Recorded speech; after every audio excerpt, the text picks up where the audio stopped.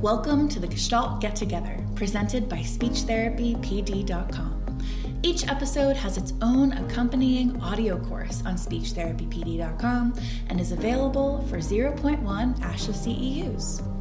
The Gestalt Get Together is your podcast for discussing the state of the evidence of Gestalt language processing, associated therapy modalities, and how our field is responding to the frameworks of GLP and NLA. I'm Corinne Stephanie Boron, MS, CCC-SLP, a musical language therapist who's dedicated to celebrating while investigating Gestalt language processing, protecting the scientific method, and reducing cognitive linguistic biases about this framework and these clients that I love so much. My areas of focus are psychoacoustics, music theory, and musical syntax in GLPs. Previously, I worked closely with key players in the GLP quote-unquote movement, but experienced concerns with the propensity for logical fallacies and resistance to quantitative inquiry in the larger community. I now identify myself as lovingly skeptical, and I hope that listeners will sharpen their ability to recognize linguistic choices that move a cause forward without strong evidence, what level of evidence we're actually dealing with, and where we need to go next to support these kids that we care about. So what can you expect from us? Our episodes will provide balanced and educational interviews about clinician experiences, live coaching and problem solving about therapeutic decision making with a healthy dose of musical language recommendations thrown in, discussions on the logical fallacies and cognitive biases that emerge when implementing a new approach, and even some elements of the BITE model that have emerged within the larger GLP movement. Most importantly, this podcast is intended to help you embrace, investigate, and analyze your unique role in child development for Gestalt language processors without getting in your own way. This podcast is a celebration of neurodivergent learning, and we look forward to you learning with us along the way. Before you meet today's podcast guest, I want to set the scene for our conversation with research and information about something called therapeutic alliance. This may be a term you've heard of as a way to bond or connect with the families of the child you work with, but I wanted to dig deeper and look at some of the history of this concept, as well as the subsystems and factors you can keep in mind while working with caregivers of Gestalt language processors. First of all, what is a therapeutic alliance? As autistic children and GLPs are brought to therapy primarily by their parents, caregivers become the most important potential allies in the therapeutic process. And I think it's important to emphasize the word potential. We shouldn't just assume that we're going to be allies or have an alliance without putting in work. This alliance is described by Alexander and Dore's 1999 paper, which is called Making the Parents as Partners Principle a Reality, the Role of the Alliance. Based on Alexander and Dore's description, I might describe therapeutic alliance as the intentional, relational quality between therapist and caregiver, or therapists and caregivers, that is facilitative, increases the ability to apply intervention techniques, and a situation that may even be therapeutic in its own right. As one of my clients' father likes to say to me at the end of some sessions, quote, "I have to remind myself that these sessions are for Caleb, not for me," end quote. And as I like to remind him by holding up my thumbs and pointer fingers in a triangle shape, quote, "All three of us grow here," end quote. If we look back further to the psychotherapy discipline, we find William Pinsoff's 1994 Systemic Model of Therapeutic Alliance. Pinsoff described that this systemic model had 4 interpersonal alliance subsystems. These 4 subsystems, from the psychological perspective, are, number 1, alliance between client and therapist. Number 2, alliance between the client and their significant people. Number 3, alliance between caregiver or significant people and the clinician or therapist. And number 4, the entire group alliance. John Rilveria's 2002 paper, which was called Understanding the Secondary System of Therapeutic Alliance in Autism Interventions from the Perspective of Parents and Caregivers, used Pinsoff's model to consider partnerships between autistic children, their caregivers, and their therapists. Since Pinsoff's model was talking about psychotherapy and was referring to working with adults rather than autistic children, Rilveria wanted to look at one of the alliances that many of us are seeing in our practices and our careers. Rilveria used a sequential explanatory mixed methods design to look into the active ingredients of therapeutic alliance with parents, as well as possible limiting factors. Based upon Pinsoff's model, Rilveria divided the systematic alliance into two levels: primary systems and secondary systems. The primary system of therapeutic alliance refers to the collaborative relationships that involve direct contact with the child, which would be therapist to child and caregiver to child. The secondary therapeutic alliance, or the supporting alliance, refers to collaborative relationships with no direct contact with the child. These relationships, which have an indirect influence on the child's development, would be therapist to parent, therapist to therapist or teacher, and caregiver to other caregiver relationship. Kasdan et al. Describe in their 2006 paper, Child Therapist and Parent Therapist Alliance and Therapeutic Change in the Treatment of Children Referred for Oppositional, Aggressive, and Antisocial Behavior, postulate that positive outcomes are also influenced by the quality of relationship between the care providers, not just between the therapist and the child. This means, or could mean, regular therapy sessions, meetings between providers, coordination between providers and caregivers, and authentic input from parents about what to work on.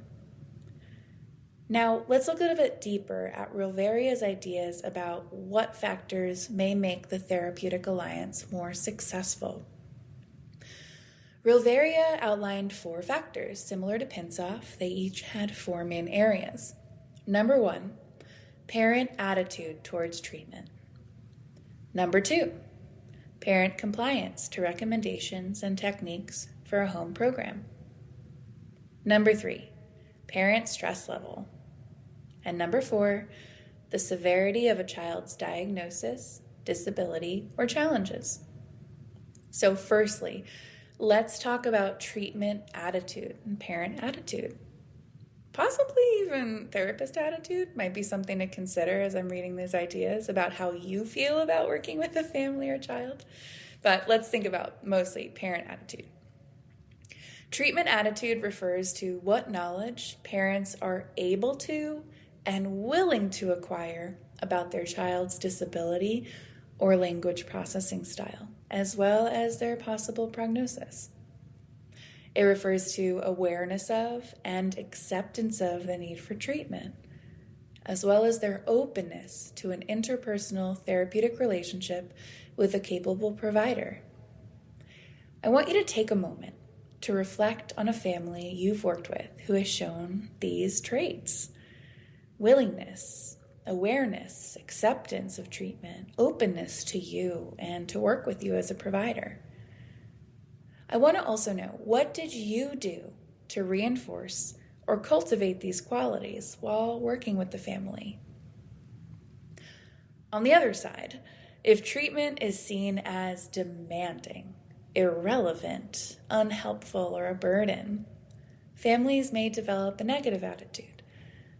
I want you to take a moment now to reflect on a family that has presented with or arrived with or developed a negative attitude towards therapy. That might be with the therapist before you, with another care provider on their team, or with you. Now, what may have contributed to a negative attitude on your part?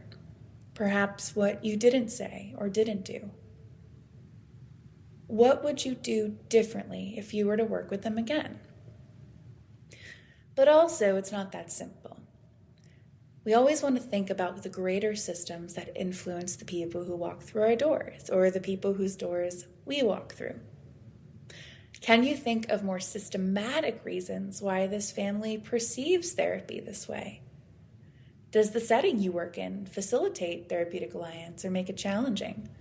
Are you working in a more traditional model of you and a child in a room? Or are you in their home, sitting on their couch with them? So, attitude is often tied up with compliance with recommendations. How much are parents bringing these ideas home with them, trying them on the playground, during bath time, during meals? These are tied together because parents who perceive that a capable provider is offering effective treatment, well, they often feel more satisfied and more likely to continue implementation. Compliance, though, like most things, falls on a continuum. It can range from joyful and grateful implementation down to complete rejection, as well as ambivalence in between. At this end, with rejection, a child may be removed not only from your care relationship, but some families have such negative experiences that they fully removed their child or children from all therapeutic systems of care. We also want to think about as this third factor, based on Rilviera's work, parent stress. If you work with families, you know it, you see it. If you're a parent, you know it, you feel it, you see it. And if you're the child of a child with disabilities as well as a clinician, I can guess that you feel too. Now, parent stress is described as a perception of changes and life demands that exceed someone's internal and external resources in all areas related to raising a child in a family system. But this is a bit different than caregiver stress. Caregiver stress refers more specifically to the emotional, physical, and social impacts of providing care to a unique set of circumstances of each child. However, this isn't just for children. You might think about a spouse who is now experiencing caregiver stress for their husband who sustained a stroke and now requires some intervention at home. You might see this for an autistic adult who benefits from support from their older sister who they moved in from. So caregiver stress is not just for parents. I want you to take another moment to reflect about a family you've worked with where you perceive them as having a high parental or caregiver stress level. What were some of the factors that likely contributed to this? In addition, what was your comfort level in addressing this stress as a factor for therapeutic process? Were you able to show up for that with emotional support or connecting them with resources? Thinking back to that family, what might you have said or done differently? Now, on the other side of the coin, have you worked with a family that had high levels of parental and caregiver stress, and you knew what resources to support them with? You were able to hold space for that and provide recommendations that didn't increase stress. Think back to that family and what you might take from that experience and use again in the future. So, what do all of these frameworks and ideas mean for us? We as therapists can be intentional about focusing on tasks, techniques, approaches, and goals that center parents as working partners. This could mean regular progress reports where we focus more so on gains and strengths rather than listing all the things that family probably already knows are really hard. This can also mean sending treatment notes home, putting them in language that a family can understand, using jargon-less information sharing. This could mean regular meetings, having the family right there in the session, perhaps adding more coaching than you usually do. And it might also mean requesting regular feedback from them, even when it doesn't feel good. Asking for feedback on your therapeutic approach can be really vulnerable.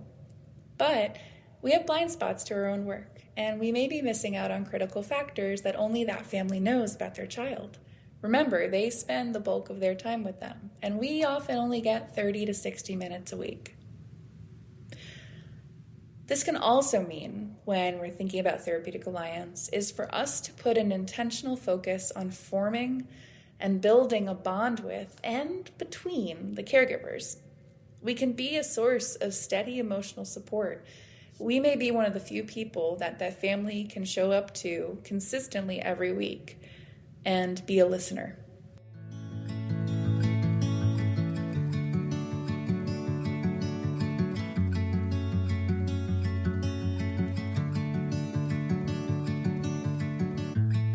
Right out the bat, I identify as an autistic woman. I have other neurodivergent traits and diagnoses. And that's a recent part of my life that I'm unpacking. And I was always that quirky kid, growing up, trouble with peers, but I got by, had some wild interests, very intense. Now I know those were my special interests, but I didn't have that context. And as I grew up, I think I kind of subconsciously chose speech as a field because I kind of felt like I needed to learn. So I went and got a whole master's degree to learn how neurotypicals communicate. Little did I know where I would go after that. So I learned the basics, and then I spent a lot of time in a DIR floor time setting. So like for folks who aren't aware of that, I'm like cheering that on too. It's really relationship-based, child-led, play-based. So it set me up with this like very solid foundation, but something just didn't continue to not feel quite right, not complete, it didn't mesh with my vibes entirely. There was something that was not there. So fast forward, I start hearing people that I love and respect on Instagram talking about this thing called neurodiversity and this thing called Gestalt language processing. I'm like, dude, now that I know about this, there is no going back. It was like, I think that resonates with you too. Yes. Me too. Yeah. So, handful of years go by. I take the meaningful speech course, I'm fully on board. And then I realize that I'm neurodivergent, and I realize the importance of like making space for people to be their most authentic selves. And it brings me so much joy to be able to share that with my clients, but also, now I'm working as a professor at Northwestern, and I'm sharing this information with graduate students like right out the gate. So they don't have to wait 10 years into their career to hear about neurodiversity or to hear about Gestalt language processing. So it's been a journey for sure. But that here I am. Now I'm talking to you. Wow. I'm curious, and no pressure, but what were your special interests? Okay, we're destigmatizing. I was super into Grease. Not like Grease on the Stove, Grease the movie? Movie. Like I had leather pants. Mm-hmm. I wanted to sing a Grease song in the talent show, but they told me you cannot do that. This is elementary school. Yeah. So I went through a very strong phase on Grease. I was very into aliens for a while, and I think a little part of me still loves exploring that. If you look at my TikTok algorithm, but, those were a couple of the big ones that stick out. Yeah. What is your favorite thing about being an autistic woman?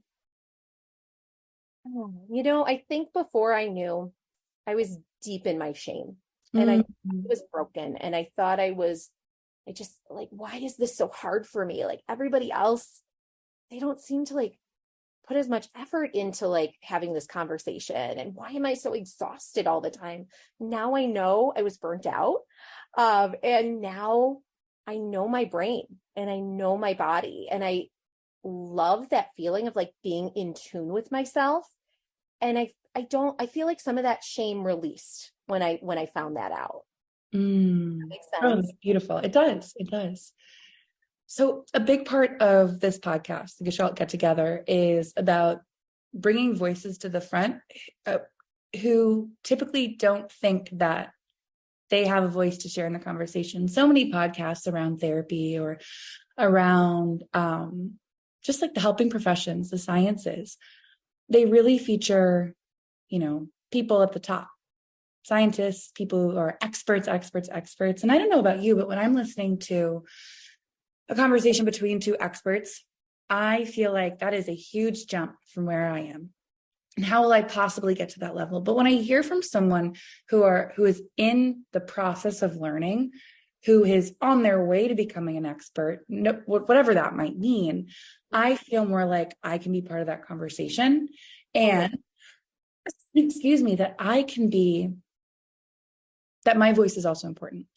And so what I'd love to hear from you is, you heard about Gestalt language processing a number of years ago, but I always like to ground it in the real experiences you've had. So are there any kids that come to mind when I say GLP?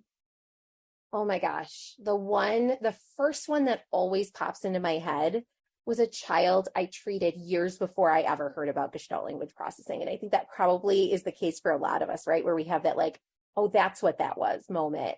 And it was when I was in a floor time clinic. So we were still very much following this kid's lead, but he would come in every week and he would script part of a Taylor Swift concert. And it was a solid choice of a script. I really genuinely enjoyed being with this kid. But I didn't know exactly what was going on at the moment. And what we did was we joined him. And sometimes that looked like singing along. Sometimes that looked like instruments. Sometimes that looked like just being his audience. Because sometimes he was very clear. He did not want us to be part of it. And that's fine. Sometimes those scripts are not for us, right? So I just remember, though, the sadness and the fear in the parent that was there with me. And I remember like thinking, gosh, I have advice on what we're doing. I can guide her and talk to her about how we're going to join him, but I wish I had more words to tell her what's going on. And I didn't at the time. But I actually talked to that parent a few months ago, actually. And she said, do you remember when we would come in and he would script Taylor Swift? And I said, absolutely, I do. And now I know that this is what that was called. And that's what we were doing years ago. Did I have all of the NLA stages? No, I didn't. Am I grateful that I have those in my pocket now? Absolutely. But, it was just one of those like nice moments where I look back and I'm like, okay, this is, at the core level, joining a child and embracing their scripts is a gift. Mm-hmm. I think that's one of the things I struggle with. I'm getting better at managing the emotions around it, but looking back at all the kids before I knew. Yeah. And I feel like any medical professional or therapeutic professional feels that way, no matter what area they focus on, because that's how science works. It takes so much time to be able to pass knowledge down and to like defend new knowledge, because it's scary to learn that you might have been doing something wrong. I think about 5 years from now, 10 years from now, I'm going to be hit in the face. Yeah. The fact that I was probably doing serious harm to many of my clients in some way that I can't even put words to, or that I just was not rising to the occasion. That stinks. But I just feel lucky that right now, we're able to have this framework. It took a long time to get here for us. It took a long time for our field to get here. And there's many people in our field that it may never touch, but it's like sitting in the gratitude that I have this framework now, and the kids I'm working with now are getting this. I kind of like think about it like, there's so many things that my body and my brain didn't get in the 90s and early 2000s, and that stinks too. But just accepting that was where my life fell in the continuum of science. But it's hard to sit with, as myself being neurodivergent and having some chronic health things. It's like that feeling of, why did nobody know? Why did no one tell me? And it's like, they didn't know either. They didn't know either. So, what were we going to say? I think as I interact with other professionals and talk about Gestalt language processing or talk about neurodiversity, like I've seen in so many people's faces that look of like, I'm not ready to confront this yet. I'm not ready to confront the possibility that I've done harm. And it's such a vulnerable thing. I think it really like shakes helping professionals to their core. Yes. Like even confront the fact that like perhaps something we've done in the past, like there's a new way. Yeah. And I think part of it, there's unfortunately, there's such a feeling of like black and white that I either caused harm or I didn't. And it's never that simple. I think about it when I think back on those kids who I'm like, oh my gosh, I'm so sorry. I wasn't a bad therapist to them at all. I just didn't provide everything that could have helped them. But it's not as if I knew it and I didn't do it. But it's really hard to sit with because hindsight is 2020. And there are so many sweet GLPs that if I had known they were GLPs, we might have made some amazing things happen. We just made different amazing things happen then. But gosh, it's hard to sit with. It hurts. It is. And I think like this is so cool that you and I are talking about this and calling that out. Because I think like modeling for people that like, it's okay to talk about the fact that this is uncomfortable. Yeah. We have to acknowledge that it's hard so we can like sit in this space. Yes. And I think what's really hard, especially in our field, like SLPs, play therapists, OTs, art therapists, music therapists, they're just this, they're just that. You're just playing, you're just strumming a guitar, you're just without this understanding of how much happens behind the scenes, not just behind the scenes, but how many millions of decisions we make every moment with our clients to provide them the kind of environment and input that will make them like shine and feel seen and feel heard. And it is hard. It is exhausting and hard. It's also the only thing I would ever want to do to contribute to capitalism. It's like people always say, like, find the job you do for free. And like, this is the job I would do for free. I don't, because I need to support myself and my loved ones. But I did find the career I would do for free. And that's very lucky. It doesn't mean it's not exhausting and heartbreaking and really, really challenging. So I think it is super important to talk about that, because a lot of people look at our field and they're like, that looks really like silly and easy and breezy. But it's not only the challenges of right now and the challenges of like the future of what we do, but it's having to sit with the fact that I wasn't everything I could have been. I didn't show up for them in all the ways I could have. And just like having to accept that and like negotiate that. It's emotional. Truly. And I think we, like you said, like in 10 years, I hope that I have the privilege of being, like you said, like slapped in the face with things that I didn't know now. Yes. I think like while it is hard, it is also such a cool marker of like growth as a professional. And I think like viewing it through that lens really helps when we're in a vulnerable space. But everyone's coming to the conversation with their own individual differences. Yes. And I think part of my work is tolerating going at other people's speed, like getting those drops in the bucket and educating in small ways that don't make people feel like they're a jerk, and like they've done something intentionally harmful. It's a real tricky business, isn't it? It is. And I also, a lot of with these hard moments, it's all of thinking about, and these are tools that I have from years of working with therapists and working on myself, which unfortunately not a lot of people have access to that or interest in it. There's stigma. I feel really lucky that I'm in a position where, because of the resources I've accessed and my individual differences, the way I see the world, I don't like it, but I really appreciate when I found out that I was terribly wrong. Yep. That's a gift to me. It really doesn't feel good in the moment, but it is a gift that my clients can give me I love when my kids tell me I'm wrong. I had a child a couple months ago. I forgot to bring one of their favorite toys to a home session.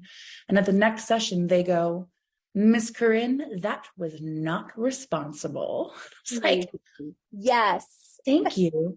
Thank you for showing me how something that didn't seem like a big deal to me had a really big impact on you. But those moments of like being taught about like the accountability that I wasn't even aware of, it's really powerful and it makes me better.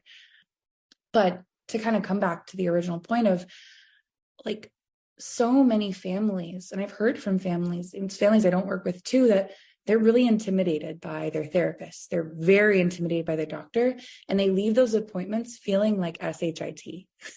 Absolutely, they do. I mean, I don't think people realize that there are different models of disability, and that most teachers, most doctors, most therapists are trained and treat through the medical model of disability, that this needs to be fixed and it's a problem, and like I think there's a lot of need to demystify, teachers, therapists, medical providers, and then maybe it won't be so scary when you have those conversations, but I don't think we're there yet. Yeah. Or even just the idea that sessions and this kind of supportive healing relationship isn't just about the kid. I have so many families where, like, at the end of the session, they'll like breathe out. It's so calm, and they'll go, this felt like it was for me. Oh, and I'm like, I love that. It's for all of you. It's for me too. You're part of my community. I'm like literally going to sob on this podcast. Like, I'm part of your circle now. And so it's for all of us. It's this usually there's three of us. It's me, the child, and the caregiver. We are a triangle, and a triangle is the strongest shape. Oh, you're going to make me cry. There's a reason that we use triangles so much in engineering. It is the strongest shape. And so, if it's just me and your kid, that's a line. It's decently strong. But when the three of us are in it together,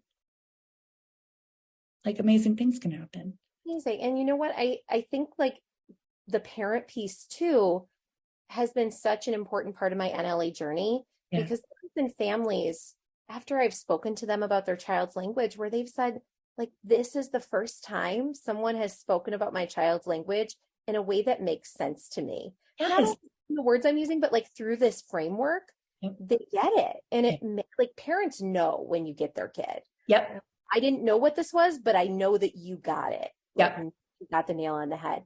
And I think that just builds such an immense amount of trust in families when you're able to give them answers to things that were so confusing before. Yeah.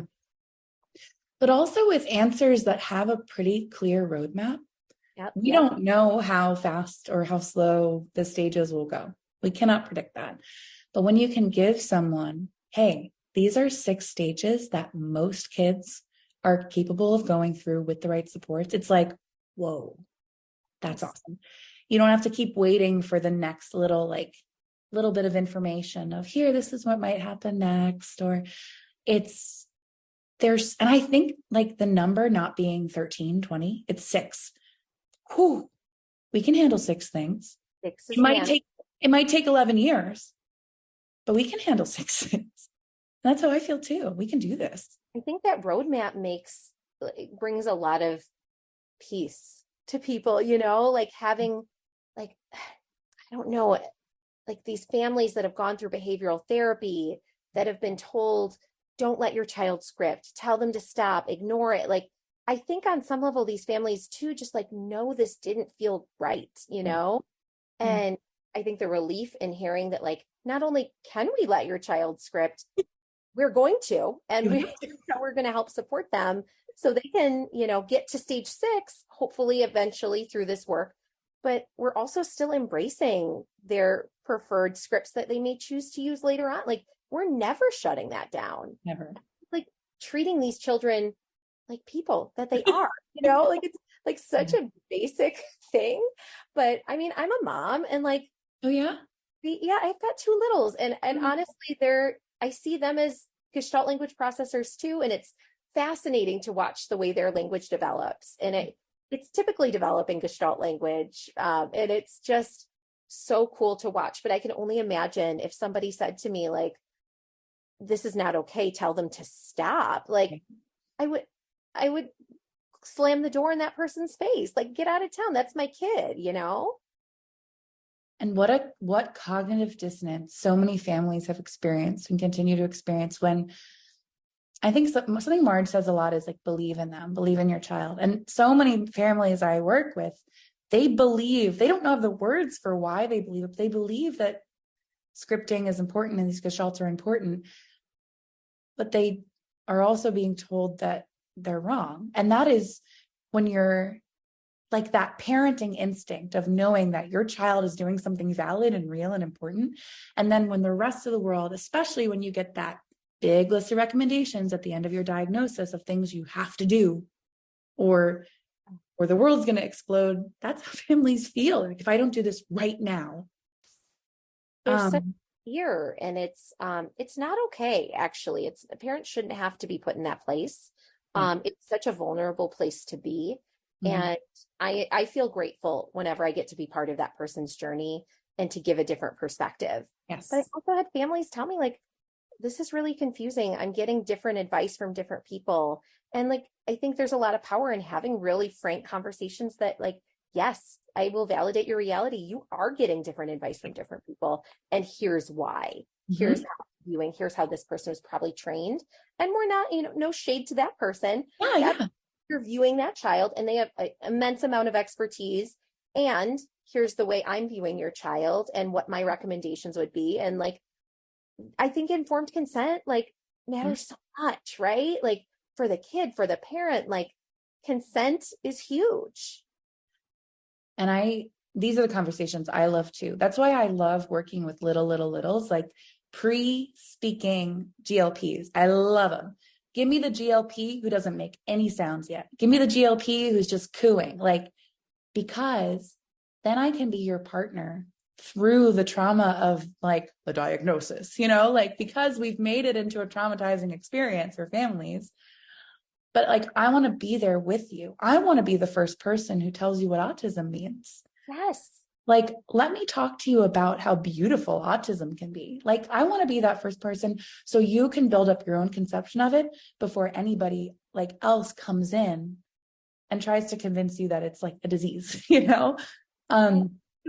I just can't get over that. It's just beautiful. I love that. Yeah. And, there are so many professionals out there who provide like more like the verbal behavior, the analytic approaches, and they do that because they feel successful doing it. And that I can't take that away from them. I can model what I do, I can advocate, but I can't take it away from them because to them, they're doing their job and they're doing it well. For and sure. I know that they look at what I do and they're like, what like woo-woo magic, whatever that is. And we can't talk to each other from that place. I can only talk to them and communicate them from a place of, I see you. You're doing a good job at the job that you have. Absolutely. And as you're talking about that, it makes me realize, like, I think the key to change is getting these parents on board so they know the questions to ask and they feel empowered to talk to the ABA provider about their intentions behind the goal or behind the treatment. And maybe through that, I think through like almost a harm reduction kind of lens, making positive shifts in ABA is also necessary because it's often all that's covered for families. And I think there's like a very real, political piece, around access to care. And I see the look on your face. You and I could have a whole nother conversation about that. But it is what it is right now. We're making positive drops in the bucket towards, access to greater care, access to relationship-based care. There is this like amazing proposal that the AMA, the American Medical Association, recently published, where they're talking about this too, about ABA and versus other therapies, and possibly making that shift in what they're what they're recommending. So I think there's good things happening. And I met some ABA providers who are trying, and they've got really neurodiversity-affirming ideas in their head, and they're trying to figure out like how to make sense of that. And to our point earlier, like how much that must shake their world after they've gone to school and they've gotten this whole degree, and they now are like, oh man, this doesn't really fit together. But hopefully those little positive shifts can at least help people think differently about why they're doing what they're doing. While you're a young clinician, you don't have to know everything. You don't have to specialize in everything. I would not want to get knee surgery from a brain surgeon. And that's okay. It's okay.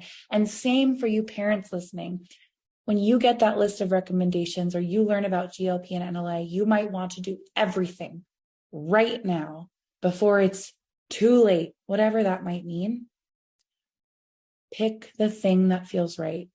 But most importantly, pick your child first. Their childhood is so much more important. And I hear so many people, oh my gosh, we can't fit in. There's no room for OT. There's no room for, hey, is there room for the playground this week? Is there room for cuddling and reading a book? Like balancing actual childhood and actual family time that is a good mantle to carry too. Yes. Oh my gosh. Absolutely. Yeah. I think these families, it's like, what is the saying? Like drinking water from a fire hose. Like they're given all of this and it could be just like too much, So I love that advice to like choose what's going to protect your peace and your child's peace. So I'm thinking about, you mentioned your client in the past who you think back on, now they're a GLP. Are there any current clients who light you up or you have a story to tell? I have this story in my mind of a recent client. I guess I have to ask you, is this a swearing aloud podcast? I just have to make sure that the podcast does not say that it is clean. So go for it. I think I know where this is going and I already love it. So I had this client in my last job and I was doing some education with a parent on Gestalt language processing. It was brand new and it was very exciting. They also worked with ABA therapists. Okay, fine, and that was what it was.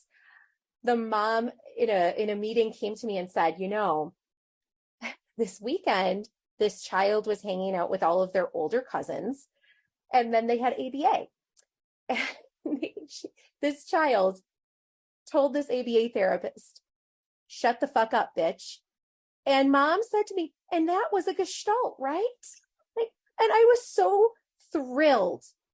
My heart jumped for joy on so many levels. But the fact that this mom celebrated that with me, and I don't know what the therapist's reaction was, but the mom saw what it was and saw that he was advocating for himself and he was communicating a boundary, and like, how beautiful that he saw that and she celebrated that with me. But yeah, it was just such a treat. And I think this kid, with that support, like with that mom seeing him on that level, like it just made me so hopeful for his future, even though I'm not with him anymore. He's got her, and that made my heart so happy. There's so many parts of that are just like tickling me. The first thing is I feel for that, probably an RBT. I hope that whoever that was understood, maybe not, but like took it in stride, because that's a startling thing to hear from a client. So wherever you are, RBT, my heart goes out to you. That is a striking thing to hear. But what also this speaks to is, that child probably didn't know the individual meaning of each of those words. Absolutely. What did they know? Oh, it carried that affective meaning for them in a big way. Yes. That Gestalt, that chunk, that's what they needed to convey that tone, that vibe, that meaning. And I don't know what happened next. I was so delighted. I didn't even ask, like, how did they respond? What happened next? But I love that he had a tool in his toolbox, and that he like tuning into his cousins and like picking up on their vibes and their affect and their intonation. It's just, there's so much that's magical about that. Yeah. And it speaks to how I feel like Marge would be like, and that's how natural it is. Yep. When the right utterance is paired with the right moment, the right context that is meaningful to that child, they just go, "Thank you. I'll take that, please." And I think that's what's so hard for people to understand when their whole job is about teach, drill, drill, drill. Like, what if you are such an artistic scientist or an artistic scientific parent that you just know the exact right thing to say in that moment? That's a skill. I also think, like, how beautiful is it that the mom was like, "It's a Gestalt, right?" Beautiful. That tells me how well you did your job to pass on this knowledge. Thank you. It felt really good. It felt like this, in the same way things didn't feel right before, like all felt well with my values and how I was showing up in the world and how I was helping kids.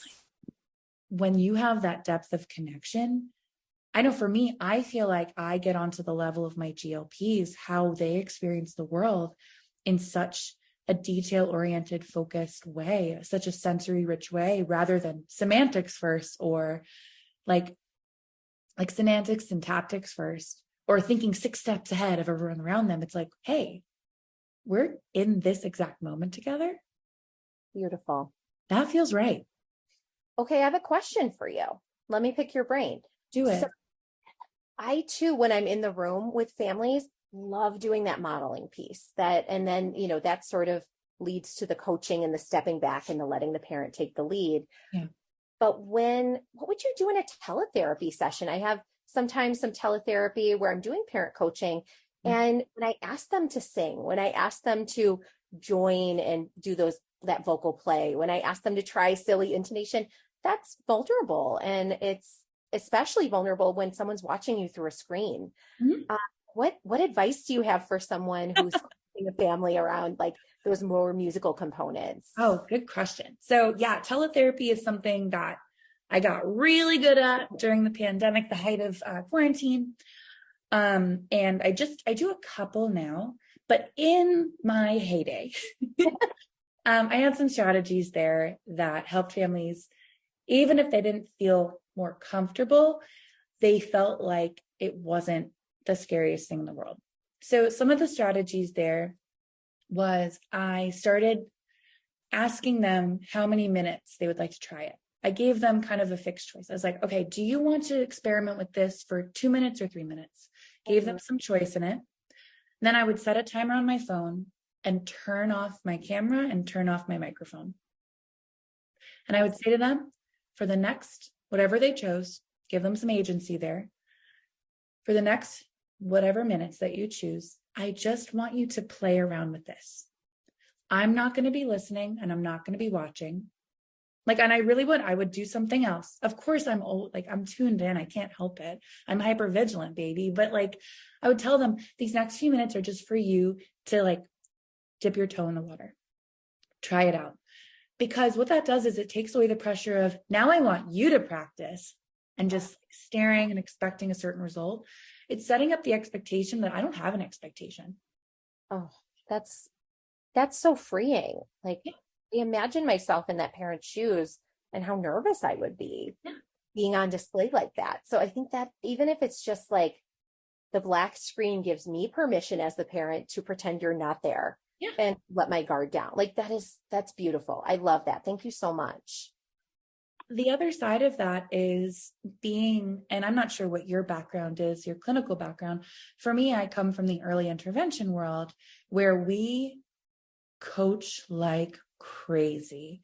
Directly interacting with the kid is you use that when you only have to. Everything else is about asking the right questions and creating that comfort and motivation. So I feel really lucky I come from that because I know the just right question to ask after they've practiced or to lead them into it. That's something I developed over years and years that also requires some vulnerability, sitting with the feelings. But what it does is it takes away a lot of the power from me to have all the answers. What I do after someone does a couple of minutes of practice is we come back on, I say, what stood out to you? It's not, how did that go? Yes. What stood out to you? How did you say that again? What stood out? I need to embed that in my mind. I recommend writing down these questions because back when I just started telehealth, I had a little sticky note where I wrote down the questions that gave permission just to explore feelings. And now they're embedded in me, but what stood out to you? What was your favorite part of that? Oh. Make it about their experience, not about right and wrong, not about NLA. Get away, just forget it. Forget the stages. How did it feel for you to connect with your kid? Because most people don't think about that. They just are connecting. They don't think about how it feels. So I was set yourself up with these questions that don't have any immediacy. It's all about the tone of your voice too. It's not, okay, so how did that go? Okay, here's the next thing you're going to do. Stop. That gives me fight or flight. I felt triggered. Yeah, I was just going to say my nervous system just got activated. And that illustrates your point. That is how so many clinicians and medical providers speak to families with this immediacy that is the opposite of healing. It is so scary So scary. And so I'm always thinking about, how can I take the temperature down? How can we slow down? And how can I get to the root of how you're feeling? It's not about you performing something for me. It's about you exploring something with me. Yes. Oh, another thing I'm going to write on my sticky note. Like, that is beautiful. Yeah, I have to explore with tell me. you, Don't perform for me. yes, your voice just sells these phrases. And Oh, not trying to sell. I'm not trying to sell. no, they amplify these phrases. These that gives so much power because you, like, to your point, are using your voice and your affect to promote connection, even between us right now. Like, so the power of doing that with a parent, forget it. Like, that's what everybody deserves. That's amazing. We move so fast. Like, life moves really fast, especially when you're dealing with the medical field and with children. There's so much immediacy and there's so much fear, and fear can be really healthy. Fear keeps us alive. Fear keeps us moving, and we take care of things. But our nervous systems are so fried because I believe that human beings weren't meant to think about thousands of other human beings at one time. Like, my little brain is supposed to be gathering berries for my tribe. Like, there's a really funny theory that says that people with ADHD used to be the gatherers, because we're looking for tiny, cute things everywhere and we move really fast. Like, I'm supposed to be gathering berries. Like, but the fact that we all are aware of billions of other humans, and we're supposed to, there's so many things we juggle. And when you decide to become a parent, some things that are going to be ahead, that a lot of things are going to change and be hard, but no one prepares you to have a Gestalt language processor, or to have a neurodivergent child, or to have a child with a complex body or complex brain. And so the greatest gift that I can give these families is to slow the F down. Be here with me. Be here with your kid. And this is another prompt I do. What would it be like to? Be like, oh, that's beautiful. Sorry, go. Yeah. No, I was just thinking about, like, what a big role nervous system regulation actually plays in our therapy. Like, I've been told to stay in my lane more than a couple of times because people don't see the overlap, like if our bodies and our brains are dysregulated and we're in fight or flight, freeze or fawn, are we accessing our language system? No, we're not. And that goes for the kids and the adults. They're both your client when you're in the room with them. And I think that's so huge. And my wish for every speech therapist is that they could have a relationship with a phenomenal OT. It won't replace OT, but being able to have that awareness of how embedded or how ingrained language and regulation really are, it's a game changer. My wish is that, like, SLP, OT, PT are seen as this little homunculus, but I just talked to a family therapist, a mental health therapist yesterday about joining our practice, because it's like, I think that any family who is going through a therapeutic or medical journey should be connected with a social worker or a mental health therapist, because the impact that the medical system has on your nervous system is unbelievable. The trauma you experience watching your child be examined and talked about and analyzed and I'm not a parent, so I don't know the true depth of this, but what I've heard is that it is one of the most demoralizing, fear-inducing experiences of your life, because the beautiful person you created is up for debate.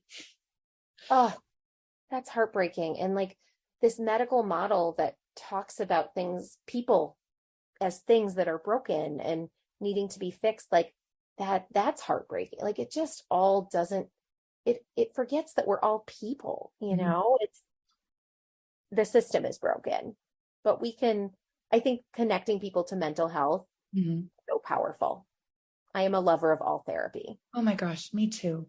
And also gosh, I feel like we're talking so much about systems today, which I had a feeling we would. It's funny when you get two neurodivergent clinicians together, they start talking about fluffy stuff and then they're like, systems.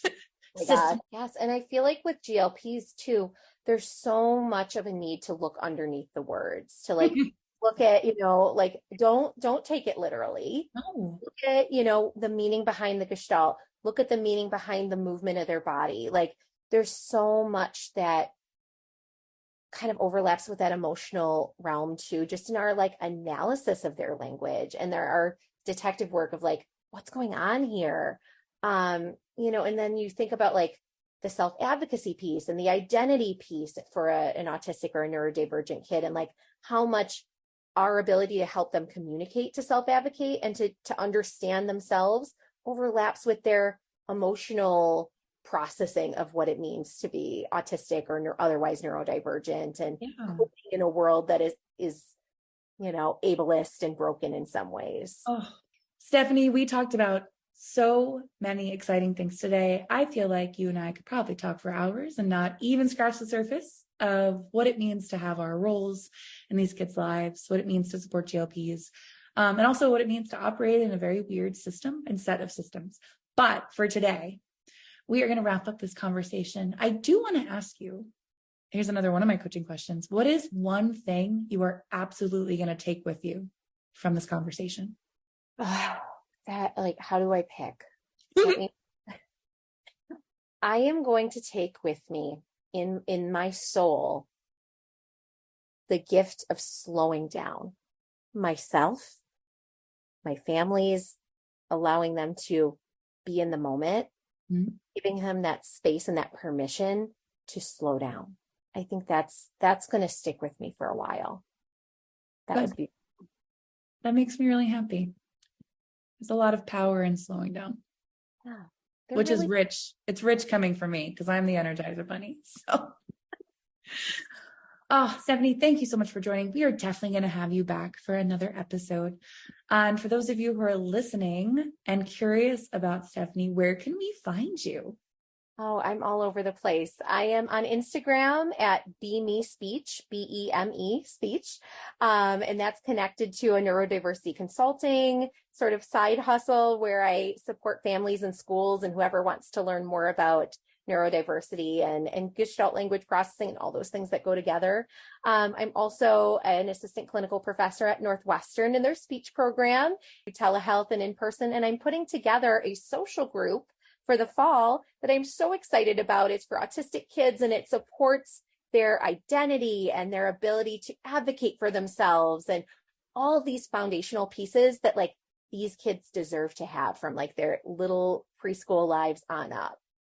Well, I am so grateful that you found this field and you found who you are and you bring that to your clients. They're very lucky to have you. Thank you so much. You just like lit up my day. I feel like I've been talking to an old friend. So thank you so much for having me. This was so much fun. Good. Kindred spirits should find each other. All right. Thanks everybody for coming to another episode. Stay tuned for our next one where we talk to more professionals, parents, and other stakeholders who love GLPs. Thanks so much for joining us on today's podcast.